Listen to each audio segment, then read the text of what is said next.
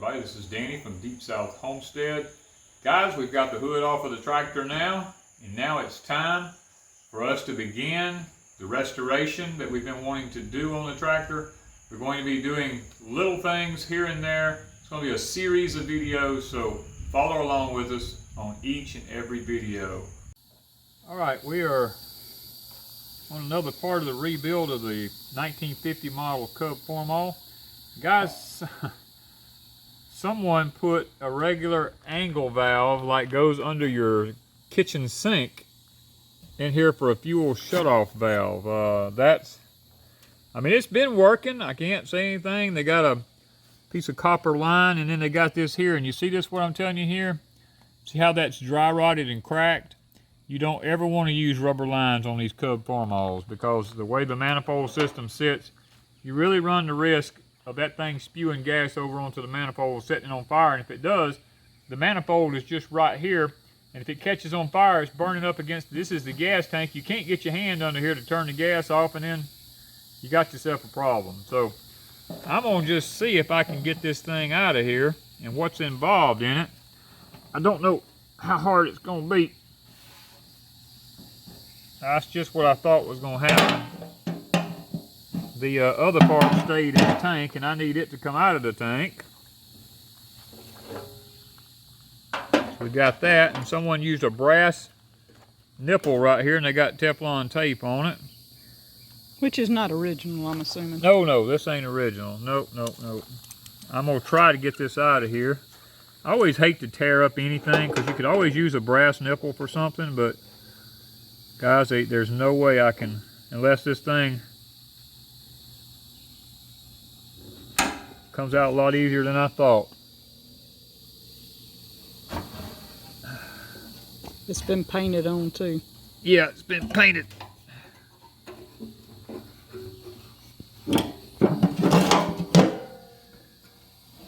Alright, looks like it's going to try to come out of there. I could probably still reuse the nipple.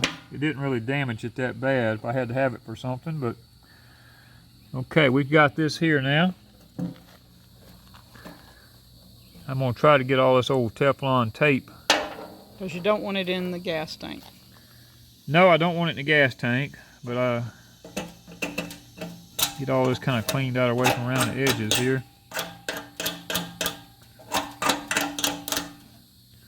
Alright, now we've got the original reproduction sediment bowl to go back in it, and that's what we're going to be doing. We've got this. Now, when I bought this, I actually purchased a tall strainer that sticks up in it. But this already has a nipple sticking up in it here. Now, there were some instructions that came with it that said I could cut this off and then use aluminum foil to fit inside that hole and actually fit that strainer in there tight. But I'm going to try this first. The reason I bought it was being in the logging business for several years, sometimes trash will fall down in right here and stop this up. But inside the bowl in here, it has a screen system up in there to actually catch any debris that falls down in there. So I'm not going to worry about it too much. I'm going to try to see if we can't make this happen. Now, the first thing we're going to do, we're going to put some Teflon tape on this part right here. Now make sure you put it on in the right direction.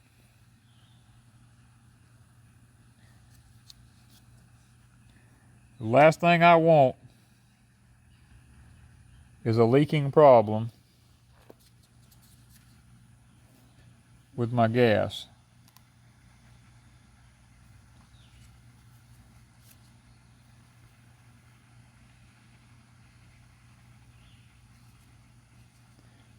I'm not going to put too much because this is already a pretty tight fit. I'm thinking to get this as tight as that doesn't come out of that tank. I'm thinking this is going to be a pretty tight fit.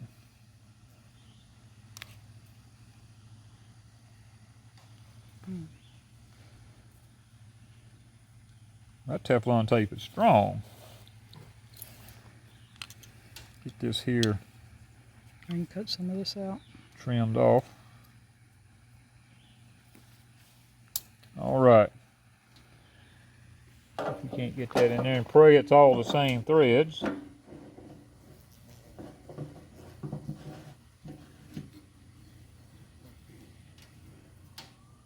Yes, going in there tight too. May have to get a different wrench.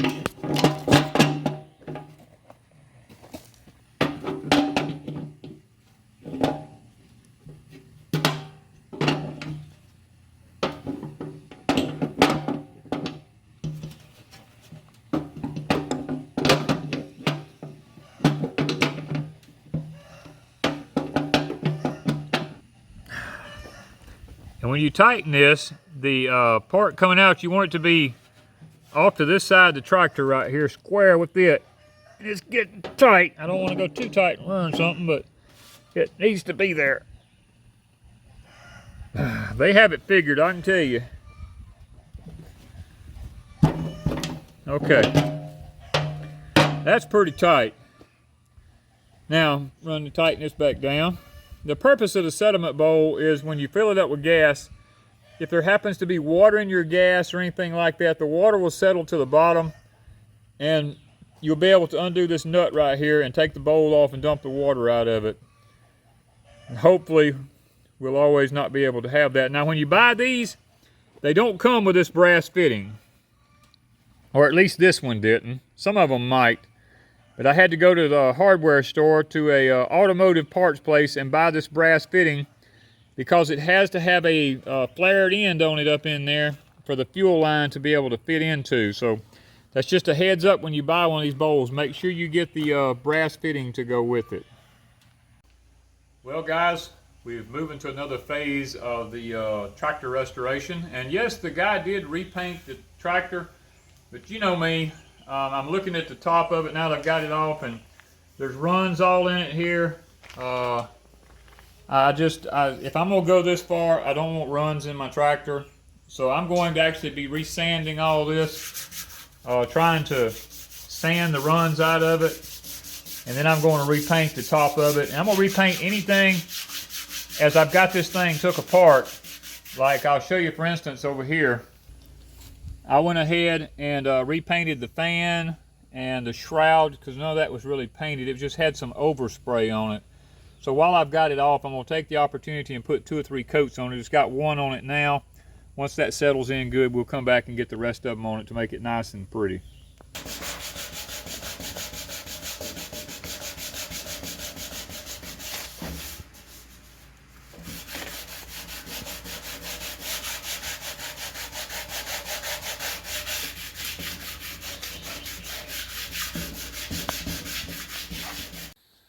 Well, guys, we've got the hood completely sanded. The only issue I had with this was this light bracket right here was just flopping. And I have literally took a Stilton wrench and other wrenches and stood up and down on this thing, and it would not move in this nut in here. I mean, without bending and tearing all this up.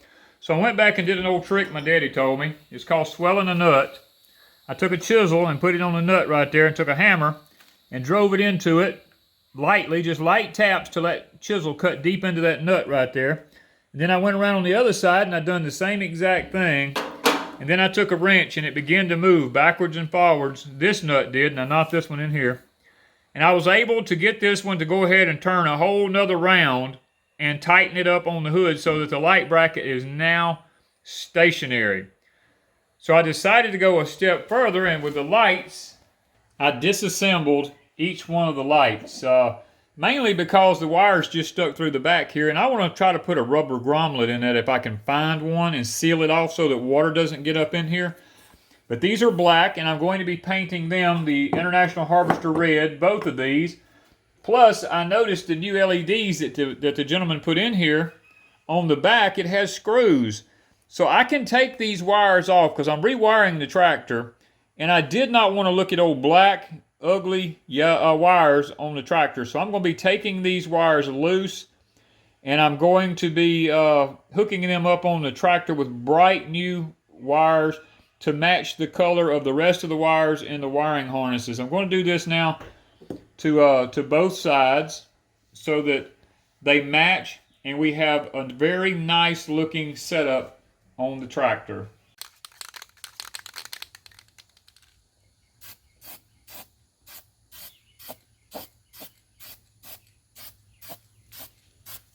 And this is International Harvester Red. Yeah, it's going to be kind of difficult to paint that black without it running.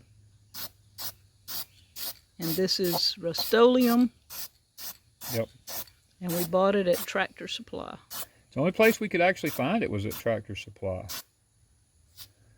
This now I may go back to the hardware store. I may get to see if I can, because they sell Rust-Oleum, and I may ask them, can they order it for me if Tractor Supply can't get any more.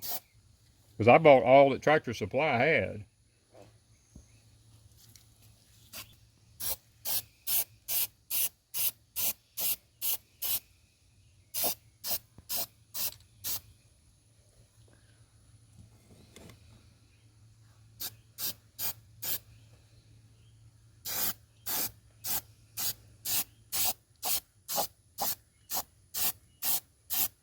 So you'll put a few coats on this to make it look nice. Mm-hmm. And then you're going to put more on the other pieces. And we'll check back with you later. All right, guys, we got the first good coat on them. I think they're going to look really nice. Make sure we don't get any. I didn't get all the runs sanded out, because I sanded and sanded. I was getting down to the bare metal, so I got a lot of them out though. It's going to look good. It'll look really nice.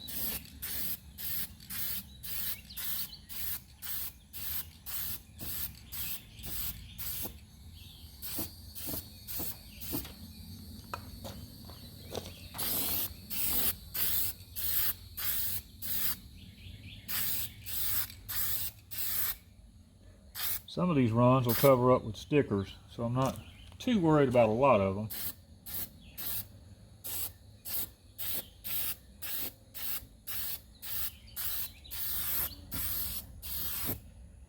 Well, I've never seen a paint can so hard to mash.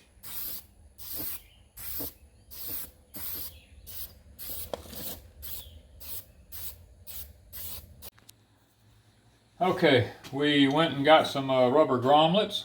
We put them in the backs of each light here so that we would have a nice thing. We wouldn't have to worry about our wires rubbing up against the light or anything to that nature. So we got them in there. Now comes the tricky part, because the gentleman that did these went back with LEDs. He could not find the regular 6-volt lights, he said. So he could only find the LED lights. And he had to kind of do some makeshift work here, but it's okay. Because I think, you know, what's it like to have LEDs on a 1950 model tractor? See if we can get these wires fished down through this hole here. And you've done putting new wires.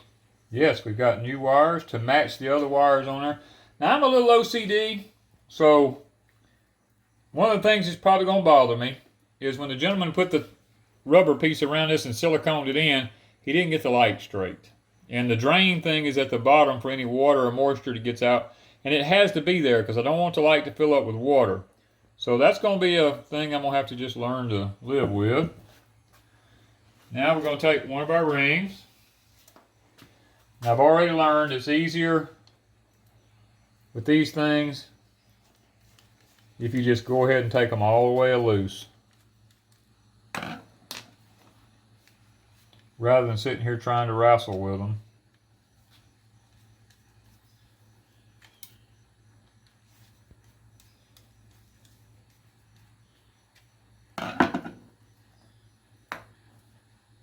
Now let's see if we can't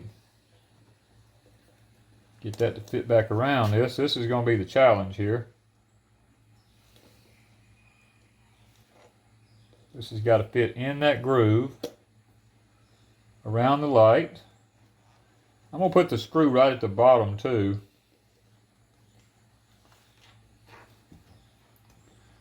Not drop this. We're in our own light here. See if I can kind of get it started back through that hole. That'll make it a lot simpler to... We have a nut that actually has to go on it.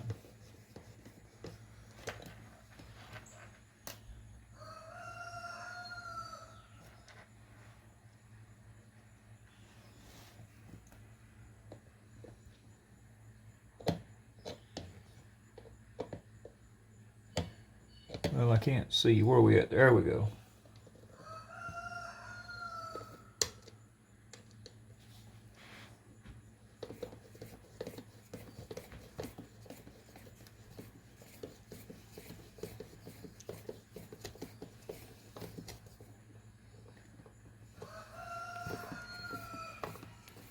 Try to make sure this is...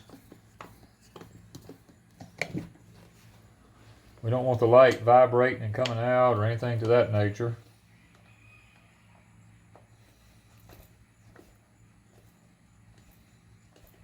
Don't want to over tighten it either, so. Okay, we have that in there, and now we have our two bright, pretty yellow wires coming out of the back of it here that we can run to the tractor. Now this one here will be the one that attaches to the ground, that attaches to the frame. This one here will have a plug-in on it, and you ask me, say, well, how do you know? You just stuck them in the light. I left one longer than the other one on purpose. That way I would know when I get ready to put my plug-ins on them. And that will be what I'll do next as soon as I get this other one put together, is I'm going to be installing the plugs and the fittings on the ends of them. But that's it. That's what it looks like now. I think that looks a lot better than an old black light, don't you? I think it looks great. And one thing out here too we did was in the framework of the tractor here, we came back and we put new rubber grommets in this also, because the wires are going to come through the hood and going to stick out right here. This light, I'll go ahead and mount this one right here just temporarily, kind of give you an idea about what it's going to look like. I think it's going to look a lot nicer than it did. To me it will anyway. I just feel like that it matches. Well, it does all match. It matches a lot nicer. I can tighten this up later, but right now just for... Now this will go like this. I think that that's going to look a lot nicer than having the black on it. It already does. It looks a lot better, doesn't it? I like it. It doesn't look like a giant bug. No, it doesn't. It actually looks like it fits now. All right, guys, we're at the part now to where we're going to oil our generator. The books require 8 to 10 drops of 20 weight oil. I like to never found 20 weight oil, but I eventually found it. There's a little lid here that we pop up right there, and that's going to be a little difficult, but we're going to try to get... I'm going to try to do this real slow. Okay, that was 2, 3, 4, 5, 6, 7, 8. It says 8 to 10, and this ain't been used in a long time. We're going to do 10. So that, and guys, this is what, let me show you. People always wonder what the holes in the hood on a Cub Farmall's for. These holes in this hood right here, that's what those holes are for, is to be able to stick your oil thing through here like this, and to be able to get in there to fill up those little oil caps in that generator. Now, some generators have an oil cap on the front and on the rear. Mine only has it on the rear, but that's what those two holes in the hood is made for. And guys, this is a Jim Dandy little oil can. Used to, every old homesteader or old farmer or just old person who had a shop and worked and tinkered on things had one of these oil cans. I like to have never found this, but I located it at a hardware store, and he said it had been sitting on the shelf. It was covered up in dust, and it was just what I'd been looking for, just for this purpose here. So, guys, everybody needs an antique oil can like this. And I know a lot of you's going to ask the question, now how in the world are you going to put that through there and get it in that tiny little hole? Well, there's room enough underneath the hood here to run your hand up under here on the tractor. This is not like the modern vehicles, guys. This actually has some room under it.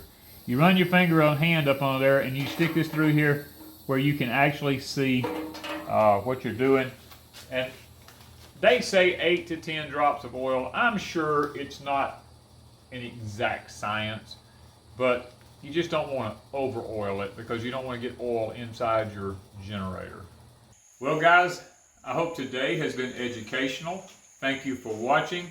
Continue to watch because we will have more videos on each individual part of the 1950 Cub Farmall that we're working on.